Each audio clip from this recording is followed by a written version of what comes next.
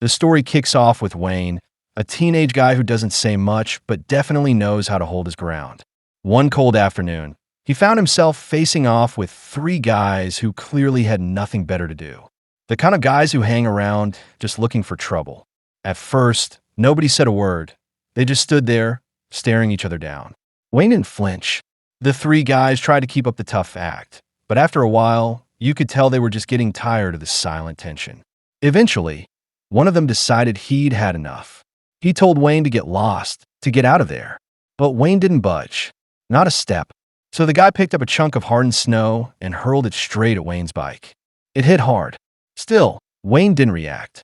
He just slowly walked over, picked up the same snow lump, and with one solid throw, launched it at the window of the workshop behind the group. The glass shattered on impact. A few seconds later, the guy who owned the workshop stormed out, furious. He started yelling at the three boys for breaking his window. But instead of owning up to anything, they all pointed fingers at Wayne like it was his fault. The man didn't even ask questions. He just turned around and started hitting Wayne right there in front of his shop. Meanwhile, the three punks grabbed Wayne's bike and smashed it to pieces, metal bending and wheels twisting under their hands. Wayne stood up, still saying nothing. He looked at what was left of his bike, turned to the building, and broke another window, just to make a point. Then he walked away, not bothering to pick up the wrecked bike. Next, we see Wayne heading home. He's walking, no ride anymore. As he's about to go inside, this guy with a little dog shows up. It's Mr. Hernandez, the guy who owns the place Wayne and his dad are staying in. Mr. Hernandez is there for one thing: rent money. He starts talking about how Wayne's dad is behind on payments and keeps pressing Wayne for the money. Wayne just stares at him for a second. Then he chucks a stick, not at Mr. Hernandez, but just far enough to get the dog running. The dog takes off after it, yanking the leash and dragging Mr. Hernandez down. The guy hits the ground awkwardly and hurts his hand. Wayne doesn't even stick around to see how bad it is. He just steps inside. A few moments later, there's a knock on the door. Wayne, assuming it's Mr. Hernandez again, yanks it open, already ticked off. But it's not him. It's a girl. Her name's Delilah, though she usually just goes by Delaware. She's there selling cookies. Wayne looks at her, and for the first time in the story, something shifts in his expression. He's clearly caught off guard, not in a bad way. She's pretty, and Wayne's interested. He invites her in, maybe trying to act cool, but you can tell he's not exactly used to this kind of moment. He's trying to impress her in his own awkward way. The next day, Wayne's back at school, Hagler High. He goes to his locker and realizes something's off. Some of his books are gone. No sign of them. He heads straight to the principal's office to report it. But as he walks in, he sees two other students already in there. And the second they spot Wayne, they bolt out like they don't want to be around when he starts talking. Wayne tells the principal about his missing books, but the guy doesn't seem to care at all. He just tells Wayne to leave the office, like it's not his problem. On his way back to class, Wayne spots something that immediately grabs his attention. A group of kids is picking on his best friend, Orlando. Without hesitating, Wayne steps in. He doesn't waste time with words. He just throws himself into the fight, gets the bullies off Orlando, and helps his friend up. After what happened at school, Wayne didn't waste any time. He made his way over to Dell's place, this time to actually buy the cookies she was selling. Maybe it was just an excuse to see her again, or maybe he genuinely wanted the cookies. It didn't really matter. She was there, and that was enough. They ended up going for a walk, just the two of them, keeping it quiet and simple. But the moment didn't last long. Out of nowhere, Dell's father showed up, and with him were her brothers. They didn't say anything either. They just came straight at Wayne and started beating him. No warning, no reason explained. Just fists and anger. Wayne didn't really fight back. It all happened fast.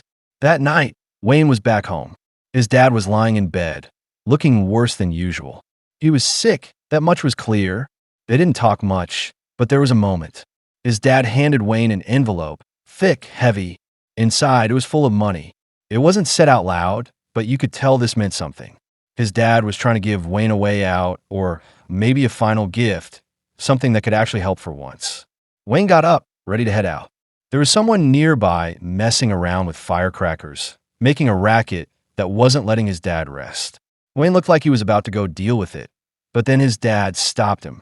He He wanted to show Wayne something first, a photo. It was a simple picture, a man and a woman standing in front of a car. His dad pointed at the car in the photo and said it used to be his. That same car had been stolen, and it was clear he hadn't let that go. But with the noise outside getting worse, Wayne couldn't sit around any longer. He nodded and left. Out on the street, Wayne tracked down the noise. It didn't take long. Two boys were out there, setting off firecrackers and laughing like they didn't have a care in the world. Wayne didn't yell or threaten them. He just walked up and took every single firecracker and firework they had left before they could light more. While doing that, he caught a glimpse of the boys' parents standing nearby, watching their kids with proud, happy faces. The boys looked up at them, smiling. It was nothing special, just a normal moment between parents and children. But Wayne stood there quiet.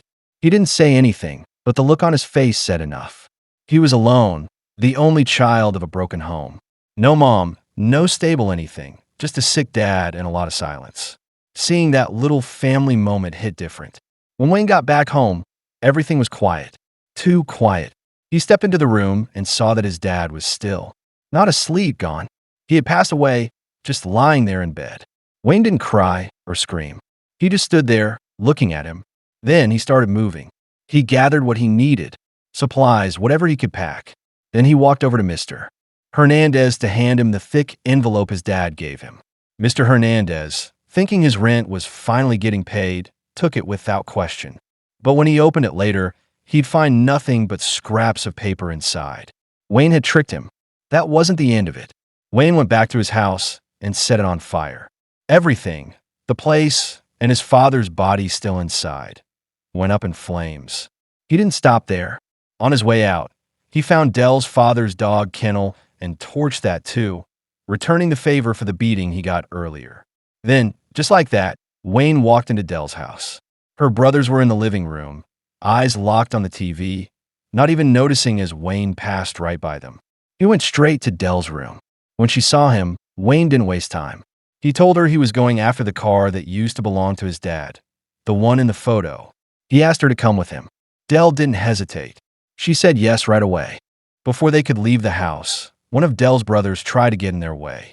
Wayne didn't waste time arguing or trying to reason with him. Instead, he made his move.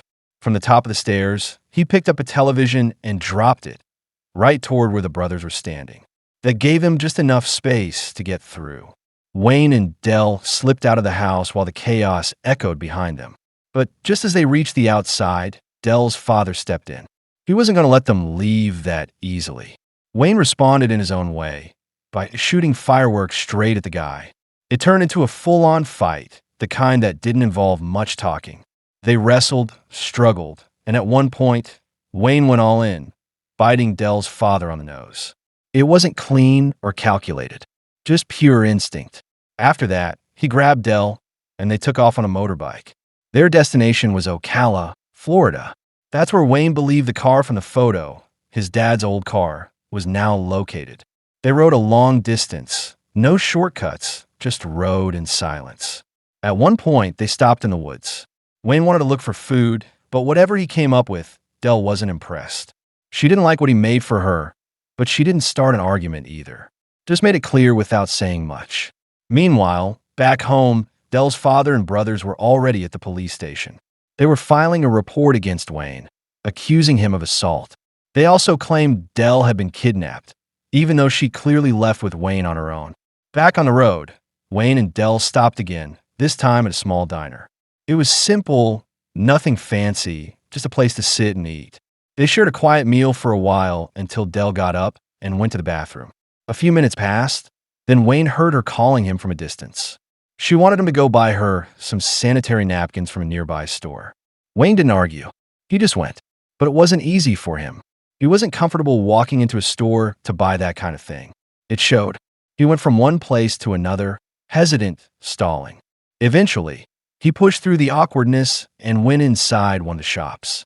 He grabbed what Dell needed and headed to the counter to pay. That's when he noticed something going on.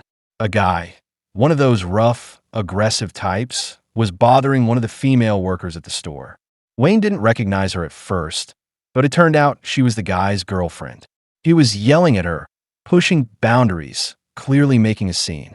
Wayne didn't let it slide. He stepped in, handled the situation quickly. He tied the guy to a nearby power pole outside and even wrecked the guy's bike. It was fast and clean, no words wasted. Once that was done, Wayne hurried back to the diner. But when he got there, Dell was gone. He looked around, unsure of where she went. A moment later, he spotted her. She wasn't waiting for him. She was walking away from the place, clearly upset. Wayne caught up, but Dell wasn't in the mood. She was annoyed and let him know. She thought he'd left her behind. She also started poking at the way he always seemed to pick fights with people and act on impulse. She didn't just stop there. She asked Wayne if he even knew what they were doing anymore, if he had any real plan. It didn't seem like he did. Dell told Wayne she was going home. She asked him not to follow her, and Wayne didn't argue. He just let her go, turned around, and went back to the same spot they'd stayed the night before, deep in the woods. When Wayne got back to the woods, he didn't find peace or quiet like before. Instead, he saw two teenage boys going through his stuff. They were clearly up to no good, maybe looking to steal something. But the moment they noticed Wayne standing there, they froze. Their faces went pale, and they immediately started pleading. One of them straight up begged him not to kill them, like they thought Wayne was the type who might actually do that. But Wayne didn't seem interested in punishing anyone. He stayed calm. One of the boys kept eyeing Wayne's jacket, not in a threatening way, more like he admired it. Wayne noticed, and without much hesitation, offered to give it to him. Just like that. No big deal. Then, as they were talking, the two boys picked up on something. They realized Wayne had gotten into a fight with Delaware. They assumed she was his girlfriend, and even though they didn't know the whole story, they figured Wayne looked like someone who didn't want to give up. So they told him not to. Their advice was simple. Go after her. Fix it while he still had the chance. That seemed to click with Wayne. He asked them how far it was to the bus stop, the place where Dell was probably heading. He wanted to get there fast, ideally by motorbike. But when he went to check the bike, he found it was completely out of fuel. There was no way he could ride it. And if he went on foot, he'd never make it in time. One of the boys mentioned a shortcut, said there was a quicker way to get to the bus stop. The only problem was the shortcut went straight through a golf course, and that area was guarded by some guy named Lee Ray. The guy was known to be aggressive and probably not someone you want to run into. Wayne didn't care. He had one goal, get to Delaware. So he didn't waste time thinking it through. He just headed straight into the golf course. As soon as he stepped onto the grounds, Lee Ray showed up. He wasn't hiding or sneaking around. He stood there with a rifle in hand, clearly not joking. He told Wayne to turn back, said he wasn't allowed in. But Wayne didn't stop. He kept walking, so Lee Ray fired a shot. The story then cuts to Dell, who's now at the bus stop. She's not just waiting quietly. She's arguing with a woman selling tickets. Her name's Tracy. Turns out, Tracy was also the waitress back at the diner where Dell and Wayne had eaten earlier. The argument doesn't last too long, though. It's tense, but you can tell it's not really about tickets. It's more personal. Back at the golf course, Lee Ray had taken Wayne to his house. He hadn't actually shot Wayne with a real bullet, just a blank. But now, he had Wayne tied up and was holding him captive. He made it clear, if Wayne told anyone about what happened, about the shooting or being held, he'd make sure Wayne wouldn't get another chance. A little while later, Lee Ray's girlfriend showed up. Her name was Kyra. She wasn't happy about the situation. In fact, she was pretty mad that Lee Ray hadn't already dealt with Wayne. She wanted him gone. Lee Ray, on the other hand, was acting a little different. He didn't see Wayne as a real threat. To him, Wayne just seemed like some cocky teenager who thought he was tougher than he really was.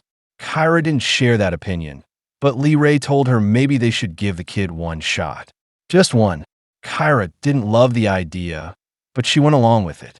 She handed Wayne a knife and gave him a challenge, something he had to complete if he wanted to be let go. Meanwhile, back at the bus stop, Dell and Tracy finally calmed down. Whatever was bothering them seemed to come out in the open. They sat down and had a proper conversation. Tracy brought up something about Wayne, how he didn't even like coffee, but he drank 3 cups just to keep her company that day. She told Dell that maybe Wayne wasn't as bad as she thought. That gave Dell something to think about. And when she finally decided to go with Tracy, they started walking. On the way, Dell noticed 2 teenage boys nearby. One of them was wearing a jacket, Wayne's jacket. that stopped her right away. She went over to them and asked what was going on. The boys didn't hide anything. They told her straight. Wayne was being held captive by Lee Ray. Somewhere else, things were heating up fast. Kyra had made up her mind. She stood in front of Wayne, ready to make him prove himself. She handed him the knife and told him it was time for her challenge. Wayne didn't really have a choice. He was cornered, and this was the only shot at getting out of there. But before anything could happen, Dell showed up. And she wasn't alone. She had brought a woodcutter with her. Not a person, but the tool. She didn't waste time. As Wayne kept Kyra distracted, Dell made her move. She went straight at Lee Ray and hit him with the woodcutter. The hit was solid, and between the two of them, Dell and Wayne were able to bring him down and keep him from getting back up. Just when they thought they had control, Kyra picked up the rifle Lee Ray had dropped earlier. She turned it on them, aiming right at Wayne and Dell, ready to take back the upper hand. It looked like things were about to go south again. Kyra stepped in close, clearly ready to act, but before she could, Tracy showed up out of nowhere and kicked Kyra hard enough to knock her out. With Kyra down and Lee Ray no longer a threat, Wayne and Dell finally had a moment to catch their breath. They looked at each other, not as angry or confused as before. It felt like things had shifted. Instead of trying to force anything, they agreed to just be friends. That felt like enough for now. With that settled, they got back on track. The plan was still Florida. They stopped to fuel up the motorbike first. Then they headed to a nearby convenience store to grab whatever they needed for the rest of the trip. It was quiet, normal, just a simple moment between two people figuring things out. But not everyone had let things go. Dell's father was still on the move. He hadn't given up trying to find her.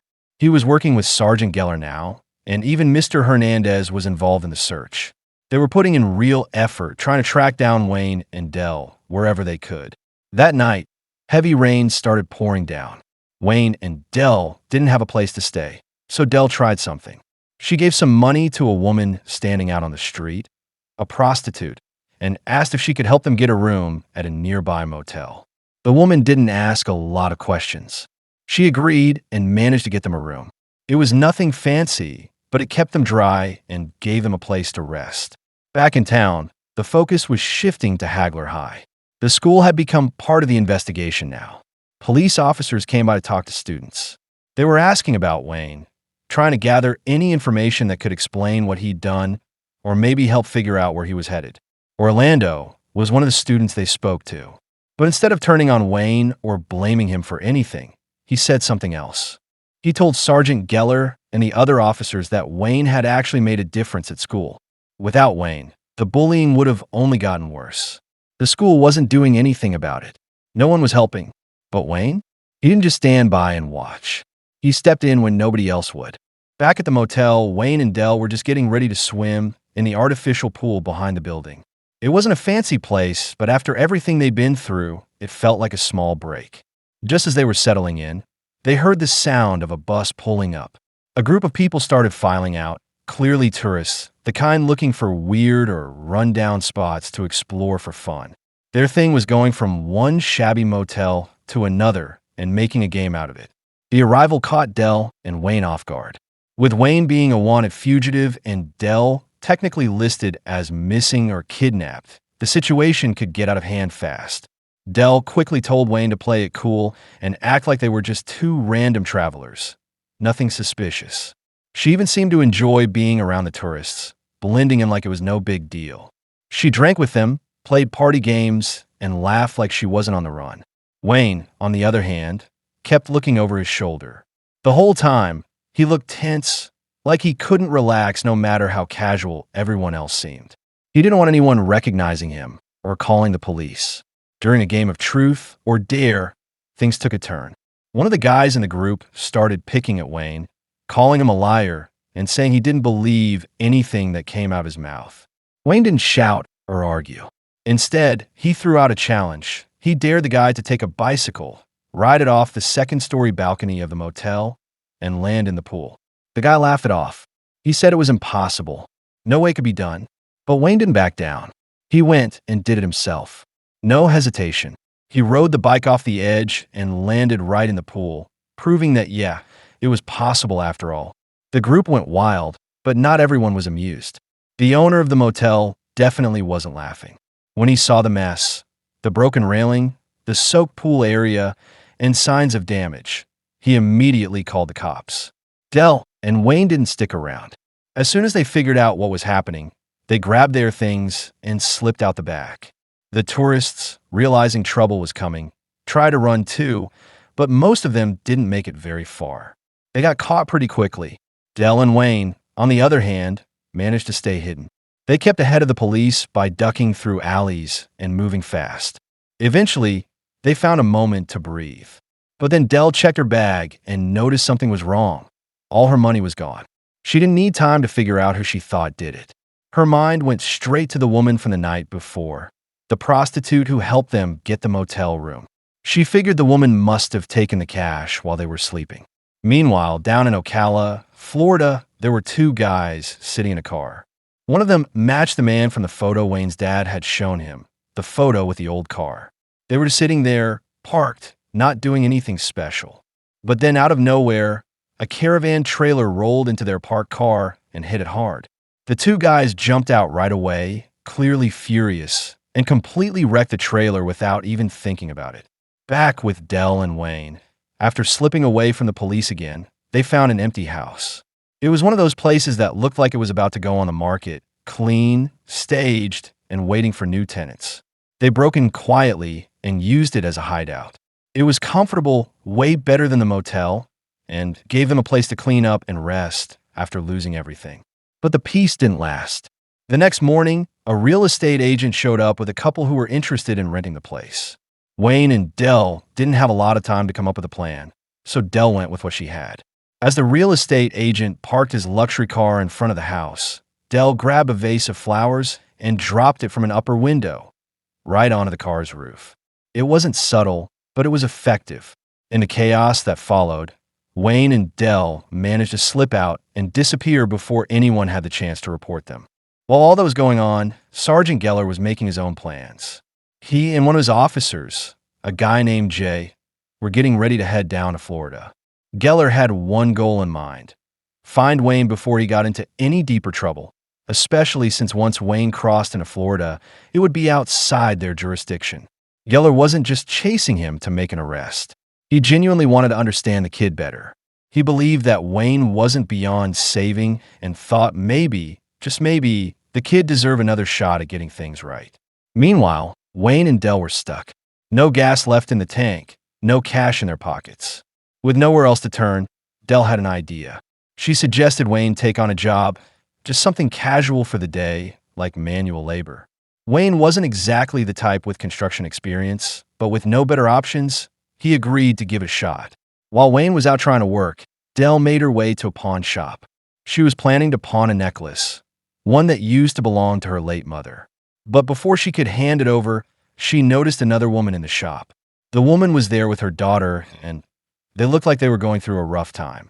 Dell overheard enough to figure out they were trying to gather money for the woman's husband's funeral. Dell changed her mind right then. Instead of pawning her own necklace, she helped them get the money they needed. At Wayne's job, things weren't easy. His boss didn't hold back, yelling, snapping, and making it clear he had no patience. Wayne didn't respond. He just took it, kept his head down, and tried to get through the day. He needed the money, and he knew getting into another fight wouldn't help. Later that evening, Wayne came back and met up with Delaware. She told him about the woman at the pawn shop, about the funeral, and how she wanted to attend. She didn't ask. She said she was going. It mattered to her. The next day, Wayne was back on site. While working, he messed up. He ended up demolishing the wrong wall. Not out of carelessness, but just a mistake. His boss, already on edge, chewed him out again. But this time, the other workers stepped in. One of them spoke up and said the wall was moldy anyway, so it needed to come down. The boss didn't argue. He just gave a look, told everyone to get back to work, and walked away. Around the same time, Dell was at a shopping center. She needed a black dress for the funeral, but quickly saw that the price was too much. She stood there, hesitant. Then one of the store employees noticed her, came over, and, without making a big deal, offered her the dress for free. No strings attached. After that, Dell went to church. Quiet moment, no big scenes, just her keeping her word. Back at the job site, Wayne was sitting alone when one of the guys who had stood up for him earlier walked over and handed him his lunch. Wayne took it, said thanks, and mentioned he appreciated what the guy said earlier about the wall. It was a simple moment, but you could tell it meant something to both of them. Then Wayne heard something else. Word was going around that their boss had another plan. He was about to turn in some of the casual day laborers, the ones who were undocumented, to immigration. That way, he could avoid paying them at all. It was a dirty move. Wayne didn't think twice. He found his boss's car, took the keys, and drove off in it. He tracked down where the boss was headed, caught up with the vehicle, and managed to stop it. He confronted the boss right there and made sure he couldn't go through with his plan. Then Wayne went to the others, the workers who were about to be reported. He told them everything, explained that their boss had planned to hand them over to immigration so he wouldn't have to pay them. Once they knew the truth, the workers didn't waste any time. They thanked Wayne and got out of there fast, disappearing before anything worse could happen. Wayne showed up at the church not long after. He had come to join Dell for the funeral of the woman's husband, the one Dell had helped earlier at the pawn shop. It wasn't a big scene, just Wayne quietly stepping into the church and sitting down, following through on something that mattered to Delaware. Meanwhile, Dell's father was somewhere else entirely, stopping at a gas station in North Carolina. He was refueling his car, and he wasn't alone. His sons were with him, and they were all headed to Florida. After getting some clues about where Wayne might be going, they were now fully focused on tracking down Dell and bringing her back. As Dell's father stood by the pump, a man in a suit, well-dressed and clearly not in the best mood, came up and started shouting. Apparently, Dell's father had cut him off earlier while pulling into the gas station. The man didn't let it go. He kept yelling, throwing insults, raising his voice like he expected some kind of apology or fight. But Dell's father didn't react. He stayed calm, listening without showing much. Then, without warning, he poured gasoline on the guy. Just like that. The man instantly panicked, thinking he was about to be lit on fire. He dropped the tough guy act and started begging, saying he was sorry. But Dell's father wasn't planning to burn him. He just wanted to scare him. Once he felt the point had been made, he walked away and got back on the road toward Florida. Back with Wayne and Dell, things weren't going great. They were sitting at a fast food restaurant, low on money, actually out of money entirely. The only option they had was to wait around for other people to leave their food behind so they could grab whatever was left. It wasn't ideal, but it was what they had. Wayne eventually got up to go to the restroom, and that's when things took another turn. A group of men from the school disciplinary committee showed up. They were going around town trying to catch kids who were skipping school, and when they saw Dell, they assumed she was one of them. Dell told them she wasn't a student there. She tried to explain, even pushed back a bit when they got physical, but they didn't believe her. She ended up being dragged out of the restaurant while Wayne was still in the restroom. When he came back and asked about her, a staff member pointed him in the right direction, said she'd been taken by the disciplinary officers. Wayne didn't wait. He rushed outside and followed. Dell was taken to Alabaster High. Once there, she was made to serve detention or some kind of school punishment. In the room, she met two girls, Trish and Jenny. They got along right away. No drama, no tension, just an instant connection. The three of them talked, joked a bit, and quickly became friendly. At the same time, Orlando, Wayne's best friend, was with the principal. They were both staying at an inn, also heading down to Florida. Orlando was trying to explain something important, that Wayne wasn't what people were making him out to be. He said Wayne wasn't the type to start fights unless someone pushed him. Most of what happened, he believed, was caused by bullying that no one else tried to stop. Back at the school, Wayne had arrived. He wasn't sneaking around. He rode his motorbike straight into the corridors of Alabaster High. Everyone inside could hear it, that loud engine echoing through the halls. Dell recognized it instantly. She was in the library at the time, and without thinking twice, she ran out to meet him. She jumped on the bike, but they sped off again. Elsewhere, Sergeant Geller had run into Wayne's old boss, the one from the construction job. The guy was there filing a complaint, saying Wayne had assaulted him and even injured his hand with a drill. But after looking into it, Geller found out what was really going on. The man had a pattern, using undocumented laborers, then calling immigration to avoid paying them. Geller wasn't impressed. Back on the road, Wayne and Dell met up again with Trish and Jenny. The girls were excited about a school dance that was happening soon, and they wanted Wayne and Dell to come along. Dell looked interested. She was smiling, even talking about what to wear. But Wayne wasn't feeling it. He said the whole thing seemed kind of lame. Jenny invited both of them over to her place. She had clothes they could borrow, something decent to wear to the party. When they got there, Wayne stood back while Dell and the others looked through the outfits. Then he pulled Dell aside and told her she didn't have to come with him anymore. If she wanted to stay and go to the party with her new friends, she should. He was going to keep heading to Florida, with or without her. That didn't go over well. Dell got upset. She told him off right there. But Wayne didn't argue. He turned around and walked away, leaving her and the others behind. Wayne stopped by a fast food restaurant, not to eat, but just to clear his head for a moment. He sat alone, thinking about everything that had happened, about Dell, about the decisions he'd made. Somewhere between the noise and the quiet moments, it hit him. He realized how rare it was to find someone who actually mattered to him. He figured out that chances like this don't come around twice. If he wanted to be with Dell, he'd have to fight for it. Not with fists, but by showing up and doing the right thing. That night, back at the school party, Dell was already inside. She was trying to enjoy herself, though a part of her was still hoping Wayne would show up. A well-dressed guy, smooth and confident, came over and asked her to dance. He looked the part and said the right things, but Dell turned him down. She wasn't interested. She was still thinking about Wayne. Then, out of nowhere, Wayne arrived. He stood in the doorway, wearing a pink suit. Not something anyone expected, but he pulled it off. As soon as he saw Dell with another guy, he didn't like it. He could have made a scene or picked a fight, but instead he walked straight over, dropped to one knee in front of her, and asked her to dance. Just like that, they made their way to the dance floor. Their dancing wasn't smooth or planned, but it worked.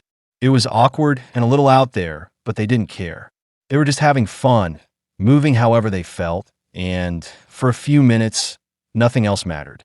Afterward, they stepped outside, away from the crowd and the music. They needed a moment to talk things out. Wayne told her what he had been thinking, that he never meant to take away anything that made her happy. He wasn't trying to control her or decide things for her. He just didn't want to be the reason she gave up something good. Dell listened, and something clicked. She understood now. She realized she wanted to be with Wayne, but she wanted to be happy with him. Not forced, not pressured, just doing things that made sense for them both. But before they could say much else, Dell's father and her brother showed up. No warning. They just appeared and started attacking Wayne. It was a full-on beating, payback for everything they thought Wayne had done to their family. Wayne tried to hold his own, but the numbers were against him. Then something unexpected happened. The students from Alabaster High, the same ones who had seen Wayne ride through the halls, suddenly rushed out of the building. They weren't just watching, they jumped in. They started pushing back against Dell's father and her brothers, helping Wayne get free. Even though Wayne was in bad shape, he managed to stand. With Dell helping him, they got to his motorbike and took off, leaving the chaos behind. Elsewhere, Sergeant Geller and Officer Jay were still tracking them down. They hadn't stopped.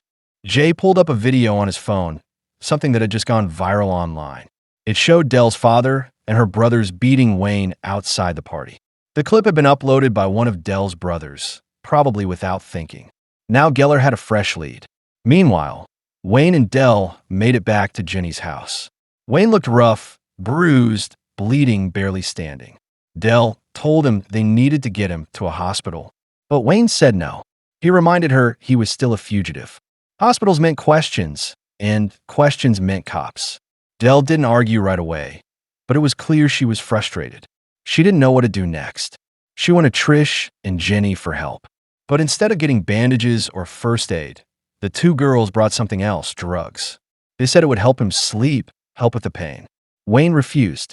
He had never touched that stuff before. But before he could stop them, they forced it into his mouth. A few minutes later, Wayne was out cold.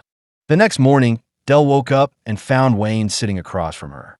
He wasn't saying much at first, just staring at her with this strange, fixed expression. She blinked, trying to figure out what was going on. Then Wayne broke the silence and said how happy he was to see her. His voice was calm, a little too calm. Something fell off.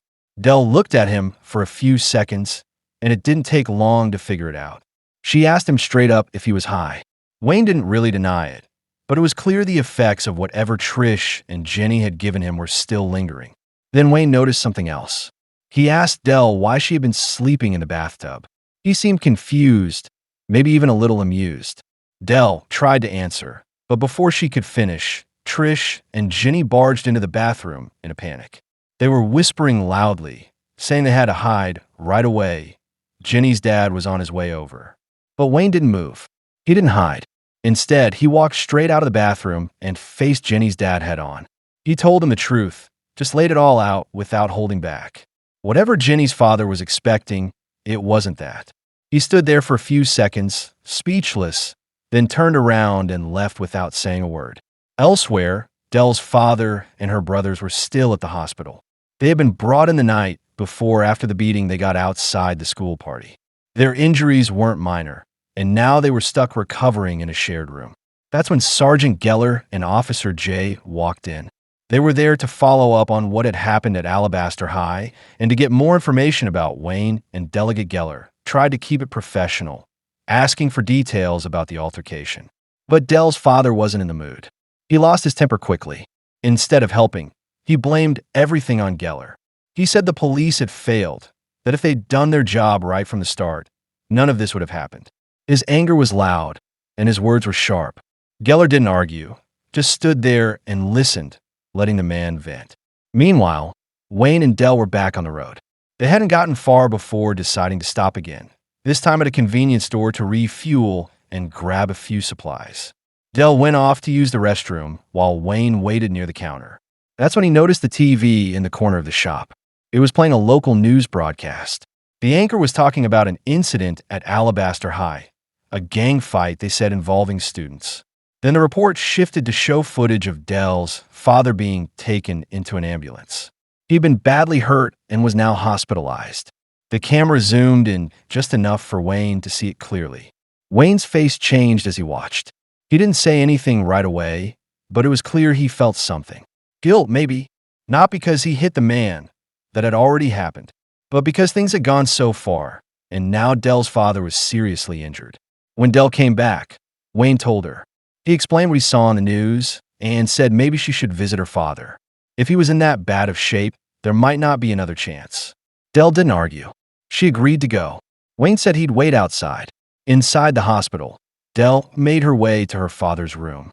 She hadn't seen him since the fight, and now he was lying in a bed behind a closed door. But just as she was about to walk in, she stopped. From the hallway, she could hear him yelling, not at her, but at her brothers. His voice was rough, full of anger, throwing insults and curses like it was normal. Dell didn't walk in. She just stood there for a moment, listening. The tone, the words, it all sounded familiar. Too familiar. It took her back to a time after her mom passed away, when things at home had changed. When her dad had started talking to her that same way, cold, aggressive, never kind. She didn't need to step into the room. Everything she needed to remember came rushing back right then. While Dell was inside the hospital, Wayne stayed outside just waiting. He wasn't pacing or looking anxious, just sitting there, trying not to draw attention. Then a guy came up to him. He was around Wayne's age, maybe a little older, and introduced himself as Bradley. He handed Wayne a bag of cookies he had just gotten from the vending machine. They talked for a bit. Bradley started sharing his story.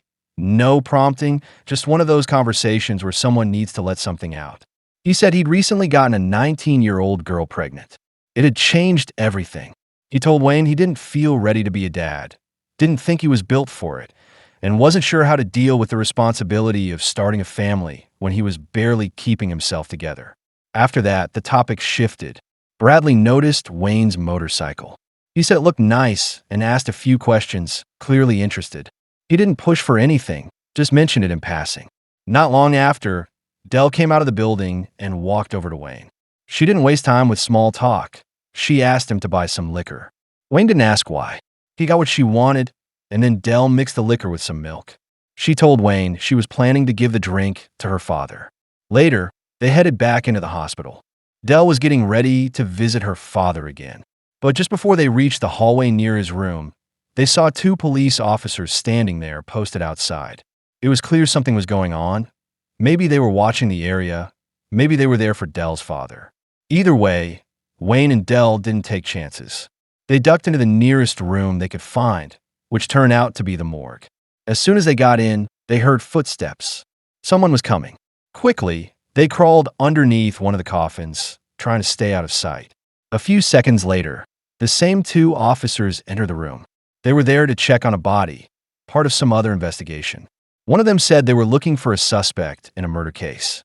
But after pulling back the sheet and checking the face, they confirmed that the body didn't match who they were looking for. After that, they left. Once things were quiet again, Wayne and Dell came out from under the table. They talked a bit, and Dell opened up. She told Wayne how much her father had changed since her mother died, how everything about him had shifted. He'd become harder, colder, and a lot more unpredictable. She said that even though her relationship with him wasn't good, when he died, she'd have no one left. Wayne looked at her and told her she wasn't alone anymore. She had him now. After that, they kissed. Not rushed, not dramatic, just a moment that came naturally. Dell managed to sneak into her father's hospital room soon after. She gave him the drink she had made, the one with the liquor and milk, and they spoke briefly. She didn't stay long. After a few words, she slipped out again with Wayne. But just as they were leaving, they ran right into Sergeant Geller. He saw them immediately and began chasing them down the corridor. He didn't yell or pull a weapon. Instead, when he finally caught up and cornered them, he tried a different approach. He spoke to them calmly, told them to stop running. He said he understood that they were trying to do something important, but warned that things could go badly if they kept pushing forward. He told them they had other options, safer ones. Wayne and Dell didn't respond much. Then, out of nowhere, they acted fast. They knocked Geller off balance, enough to give themselves an opening, and ran. Geller fell back but wasn't hurt badly, just caught off guard. Outside the hospital, Officer J was already aware of what was happening. He saw someone by the motorcycle, same height, same jacket as Wayne, and figured it had to be him. J didn't wait to confirm. He acted quickly, took the person down. But it wasn't Wayne. It was Bradley, the guy who had bought Wayne cookies and talked about his life earlier. He just happened to be in the wrong place at the wrong time, wearing the wrong jacket. Wayne and Dell managed to get out of the hospital mess without being seen again. They hitched a ride in someone's car, an older couple heading south, and kept their heads down the whole way. It wasn't a fast trip, but it got them where they needed to go. Eventually, they crossed into Florida. Once they were there, the first thing they did was stop by a convenience store. They were both hungry and figured they could grab something simple. It was a regular roadside shop, not too busy. Inside, they picked up a few snacks and drinks. But before they were done, a group of rough-looking guys walked in. They weren't quiet, loud voices, pushing each other around, messing with the shelves. Wayne didn't say anything. He and Dell just quietly made their way outside. Outside the store, Dell handed Wayne a cup of coffee. She thought he might want something warm. Wayne took a sip out of politeness, but the second the coffee hit his mouth, he gagged and turned around, throwing it up right there on the hood of a parked car. He wiped his mouth, embarrassed, but then he took a good look at the car. Something about it stood out. It wasn't just the model, it was the details. The color, the damage on the rear bumper, the stickers. It looked exactly like the car his dad had shown him in the photo, the one Wayne had been searching for. Before he could react, one of the guys from inside the store came out and saw the mess on the car. He walked up to Wayne, pointed at the hood, and ordered him to clean it. Wayne stared at the guy for a moment, angry but said nothing. There were too many of them to start a fight, and he didn't want to drag Dell into it. So he did what the guy said and wiped the coffee off. As he finished, the other guys came out. They jumped into the car, and Wayne finally got a good look at the last one getting in. His face matched the man in the old photo, the one standing with Wayne's dad in front of the car. That was him, the man who'd taken his father's car. Once they were gone, Wayne turned to Dell and told her. That was the car, his father's car. He didn't wait around. He walked back in the store and talked to the guy behind the counter, asked a few quiet questions. A couple minutes later, he came out holding a piece of paper with the delinquent's address. They rode over to the place. When they got there, Wayne came up with a quick plan. He told Dell to distract them somehow, to mess with the car if she could, while he dealt with the guys inside. Dell nodded and left. Wayne headed straight for the front. Inside, he started a fight. He didn't hold back. He didn't expect to win either. His goal was to draw them out, take the hits, and make sure Dell had enough time. The guys didn't hold back either. Wayne ended up with a bloody nose, a swollen cheek, and more bruises than he could count. Just when it seemed like things were going to get out of hand, a woman came rushing in from another room, yelling at everyone to stop. Wayne turned to look at her and froze. She stopped too. They both stared at each other in shock. It was Maureen, Wayne's mother. He hadn't seen her since he was 5. She'd left without saying much and never came back. Now here she was, living in Florida, married to Calvin, the same Calvin who took the car, and raising a new family. One of the guys Wayne had just fought was Reggie, Maureen's stepson, the same one who had made him clean the car earlier. Things cooled down after that. Maureen invited Wayne and Dell to stay for lunch. They all sat around the table. It was quiet at first. Reggie tried to act like he was the favorite, constantly sucking up to Maureen and showing off. He kept talking like he was the real son, even though he wasn't related to her by blood. Wayne sat there, saying nothing for a while. Then he told them his dad had died. Just like that. No lead up. Maureen went quiet. So did Calvin. Reggie didn't say much either after that. But the silence didn't last. Reggie started talking again, pushing Wayne's buttons, making more jokes, and trying to get under his skin. It worked. Wayne finally snapped, picked up a bowl off the table, and tossed it straight at Reggie. It hit him squarely. Wayne didn't apologize. He just sat back in his chair, satisfied. He didn't say it out loud, but it was clear that was his way of getting even. Later that day, Wayne and Dell were sitting together in the living room, trying to figure out what they should do next. They hadn't really settled on a plan yet, and the whole situation still felt a little uncertain. As they were talking, Reggie walked in. He told Wayne to come with him for a bit. Wayne glanced at Dell, then stood up and followed Reggie out of the room. Meanwhile, Maureen came over to Dell and asked if she could help wash the dishes in the kitchen. Dell agreed. At first, it was just small talk. The two of them chatted casually while rinsing off plates and drying glasses. But the mood shifted when Dell brought up the past, specifically the fact that Maureen had left her family when Wayne was still very young. The conversation grew tense fast. Maureen didn't say much in response, but the silence said enough. Dell, clearly upset, accidentally let one of Maureen's favorite pottery bowls slip out of her hands. It shattered on the floor.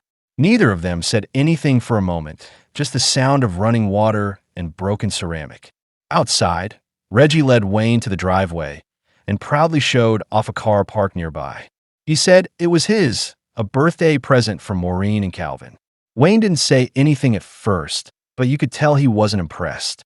Then Calvin came out, smirking, and told Wayne to go ahead and change the radiator water like he was some kind of helper. Wayne didn't respond kindly. He slammed the hood shut and walked off without another word. When he stepped back inside, he found Dell crouched down in the kitchen, sweeping up the pottery shards.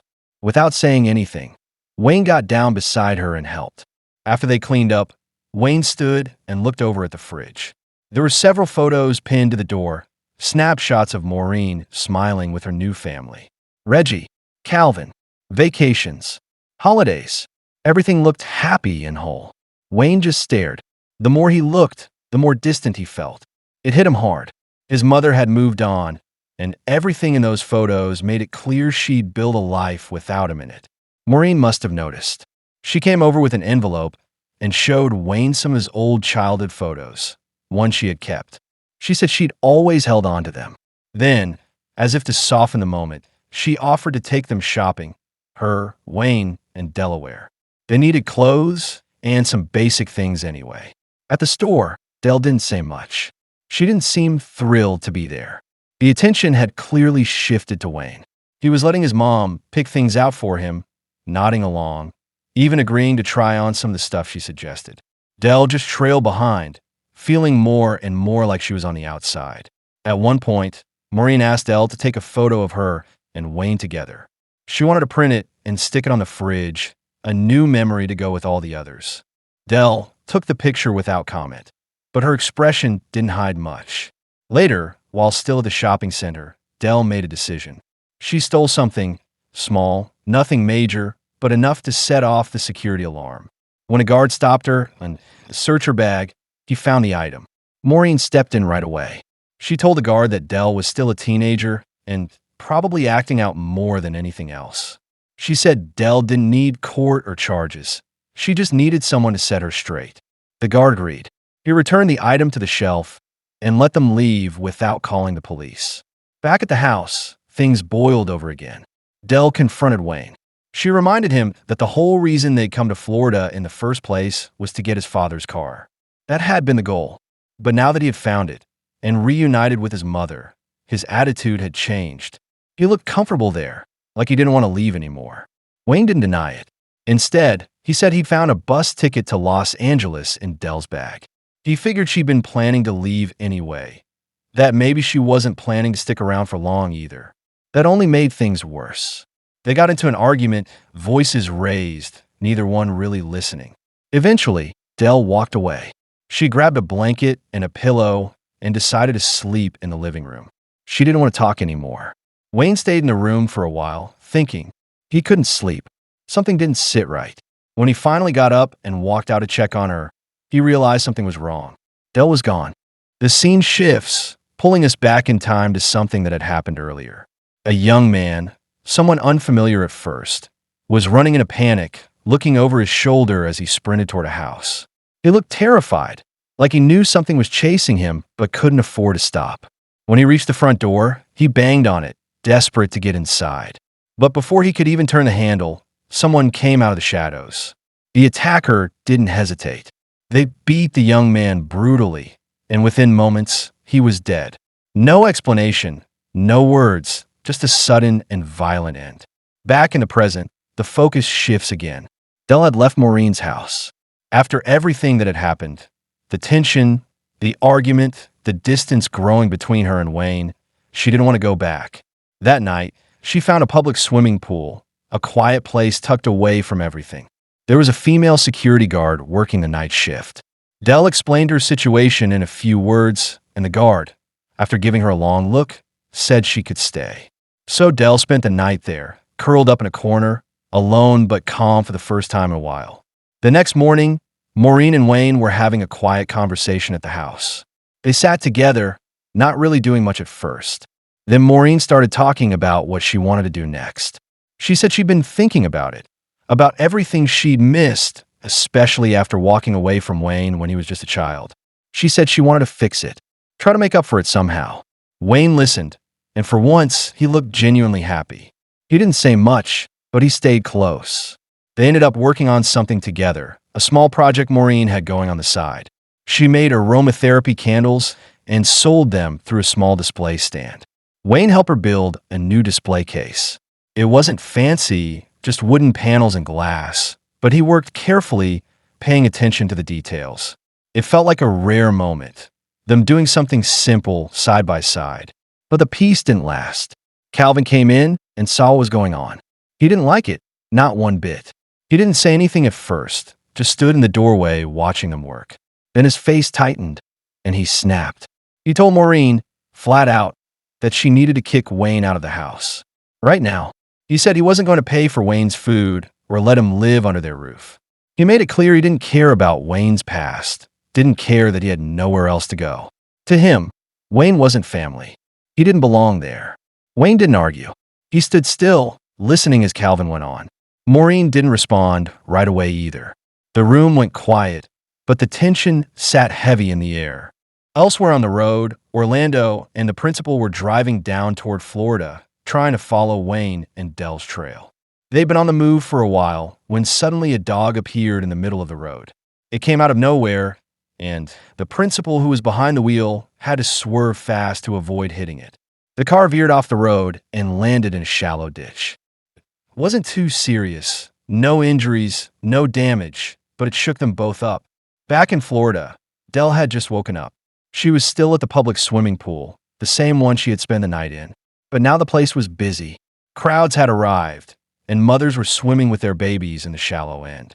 Dell sat off to the side, quietly watching them. She looked happy, not because she was part of it, but because something about the scene felt warm, like a version of life she didn't usually get to see up close. Then the female security guard walked over again. She had allowed Dell to stay overnight, but now that the pool was open to the public, she told her she had to leave. Dell didn't take it well. She refused to go and instead stepped into the pool fully clothed, ignoring the stares and the guards' warnings. Meanwhile, things at Maureen's house were falling apart. After getting an earful from Calvin, Maureen went to Wayne and, with visible hesitation, told him the truth. She said Calvin didn't want him in the house. Since the house belonged to Calvin, she didn't have the right to let Wayne stay there without his approval. It wasn't personal, she said. It was just how things had to be. Wayne didn't take it lightly. He felt betrayed. Angry, he began destroying things in the house. Not wildly, but enough to make his point. Then he headed for his dad's car, planning to take it and leave. But Calvin and Reggie were already one step ahead. They had expected this, and before Wayne could drive off, they grabbed him and locked him up, holding him captive in the house. Back in Brockton, Massachusetts, Dell had made her way to the bus station. She wanted to go home, but when she got there, she didn't have enough money to buy a ticket. She tried asking around, quietly begging, hoping someone would help. Then, by coincidence, she spotted Orlando and the principal arriving at the station. She ran toward them, and when she reached them, she broke down. Dell threw her arms around the principal and cried in his arms, overwhelmed. Elsewhere, Wayne was still being held captive by Calvin. Things were getting worse. Calvin was ready to kill him, to end things for good. But just before he could act, Sergeant Geller and Officer Jay arrived at the house. They confronted Calvin and Reggie, asking where Wayne was. Geller had pieced things together and figured out what Wayne was trying to do in Florida, why he had come this far. Reggie didn't hide anything. He showed them where Wayne was tied up. Then, in a flash, Reggie attacked Jay and knocked him out, turning the situation dangerous in seconds. He held Geller at gunpoint and warned him to stay quiet, making it clear he intended to kill both Geller and Wayne. Back at the station, Dell was still with Orlando and the principal. She told them she just wanted to go home. She said that after everything, it felt like Wayne didn't care anymore, that maybe he had gotten what he wanted now that he was back with his mother. But Orlando stopped her. He told her something she hadn't heard before. He said Wayne wasn't the kind of guy who gave up on the people he cared about. He told her that Wayne had once gone too far to protect someone close, that he had used violence without hesitation when someone threatened someone he loved. He hinted that Wayne had even taken a life. Dell didn't say anything at first, but her face changed. Orlando then told her what she hadn't put together. The young man who had threatened to leak obscene videos of Dell's mother. The one who had run scared toward his house, only to be ambushed and killed. That wasn't random. That had been Wayne. Wayne had kept that secret the whole time. He had done it to protect her and never said a word. When she heard that, Dell stood up. She didn't say much, just nodded and walked out of the station. Orlando and the principal followed behind. Back at the house, things between Sergeant Geller and Calvin had reached a boiling point. With Reggie having attacked Officer Jay and Wayne still being held captive, Geller made a decision.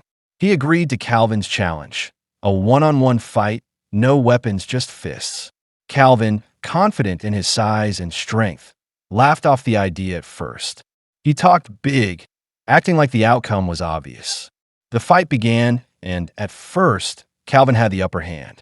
He pushed Geller around, landing a few solid hits, making it look like he was about to end it quickly. But Geller didn't panic. He kept his footing, stayed patient, and waited for an opening. Then, with a little help from Wayne, just enough to shift the momentum, Geller landed a solid strike that brought Calvin to the ground. After the fight, Geller stood over Calvin and caught his breath. Then he turned to Wayne and, despite what just happened, told him he was being taken in. Geller named Wayne a suspect, not because he thought he was evil or dangerous, but because of all the reckless actions that had stacked up over the past few days. He told Wayne it was time to answer for them. Wayne was taken to the Ocala Police Department for questioning. Later that day, Geller met with the Florida police and worked something out. He persuaded them to transfer Wayne's case back to Brockton, Massachusetts, so he could personally oversee it. Geller had made up his mind. He didn't think Wayne was what people said he was, not what Dell's father claimed, and not even what Wayne sometimes believed about himself. Back at the station, Geller sat with Wayne and shared a little about his own past, specifically about his father and some of the things he had gone through. Wayne didn't say much in response, but you could tell it got through. For once, he listened. Geller gave him a little advice before walking away, telling Wayne that maybe they'd cross paths again back in Brockton. Elsewhere, Dell, the principal, and Orlando were at Maureen's house, trying to figure out where Wayne had been taken. Maureen didn't hide it. She told them the police had arrested him. She also pointed out that if Wayne was in custody, then so was Calvin. Assaulting a police officer meant Calvin would be going back to jail too. Dell didn't waste time. She left immediately for the Ocala Police Department. The principal in Orlando stayed behind with Maureen to help out. Her dog was about to give birth, and someone needed to stay with her. At the same time, Reggie was planning something of his own. He had access to an animal captivity facility, one filled with exotic and dangerous animals. He released one of the creatures, letting it loose in the surrounding neighborhoods to cause chaos. The plan was simple: distract the police, draw them away from the station, and use the gap to slip in, get his car back, and finish what he started with Wayne. Not long after, reports started flooding in. Residents were calling in sightings of wild animals, some of them breaking into homes, others roaming the streets. The police were forced to mobilize. Almost every available unit was dispatched to deal with the unfolding situation. Reggie, taking advantage of the confusion, snuck into the police station. He managed to disable one of the officers inside and grabbed the keys to his car. Then he headed straight for the holding area. That's where he found Wayne. The two of them didn't waste time talking. The moment they locked eyes, it turned into a fight, fast, aggressive, and brutal. Wayne gave it everything he had, but his body was still worn down from everything he'd been through. Reggie got the upper hand, eventually knocking over a metal cupboard and dropping it on Wayne's side. It pinned him to the floor, and he couldn't move. Reggie grabbed a police rifle and aimed it at Wayne, ready to finish the job. But just then, Dell came through the door. She saw what was happening, didn't hesitate, and acted fast.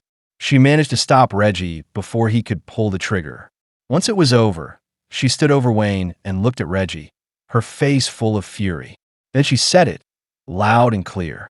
Wayne was her boyfriend, and no one was going to take him away from her. After bringing Reggie down, Dell hurried over to help Wayne. He was still pinned under the weight of the metal cupboard, struggling to move. She knelt beside him, trying to pull him up, but before she could get him free, Reggie started to stir. Within seconds, he was back on his feet. He lunged toward Dell, grabbing her around the neck and pulling her back. His grip tightened fast. Dell gasped and tried to fight him off, but he had the advantage, stronger, angrier, and with nothing left to lose. Wayne watched from the ground, helpless at first, but then something shifted. Seeing Dell in danger, her life on the line, gave him a surge of energy. He forced himself up, teeth clenched through the pain, and reached for the nearest thing he could grab. His hammer, the one item he still had pride in. With everything he had left, he swung at Reggie. The impact landed hard. Reggie dropped instantly, one of his golden teeth flying out as he hit the floor and stopped moving. Wayne stood there, swaying a little, then told Dell to grab the car keys from Reggie's jacket. She did, and then she wrapped her arm around him, supporting him as they moved together out of the station. Wayne could barely walk, leaning heavily on Dell as they made it to the car. Dell said they needed to go to a hospital. Wayne didn't even let her finish. He shook his head. He said if they went there, he'd be arrested the second they walked through the door. He wanted to hold on a little longer, just enough time to figure out what to do next. Elsewhere, the principal was back at Maureen's house. His dog had just given birth, and he looked completely different from the tense, worried man of earlier. He sat on the floor near the puppies, smiling as he named them, choosing names from some of his past dogs that had died. It was a small, peaceful moment in the middle of everything else that was falling apart. Back in the car, Dell was quiet for a while. Her eyes were locked on the road, but her mind was somewhere else. Finally, she broke down. Everything, the fear, the pain, the exhaustion, came rushing up at once. She couldn't hold back the tears. Through the emotion, she was ready to say it, that she loved Wayne. But before she could speak, Wayne looked over at her. He beat her to it. He said he loved her too. Then their car was hit. It came out of nowhere. Dell's father had found them, and his vehicle slammed into theirs. The impact knocked Dell unconscious. Before Wayne could move, Dell's brothers pulled her out of the car and carried her away. Wayne tried to follow, but his body was done.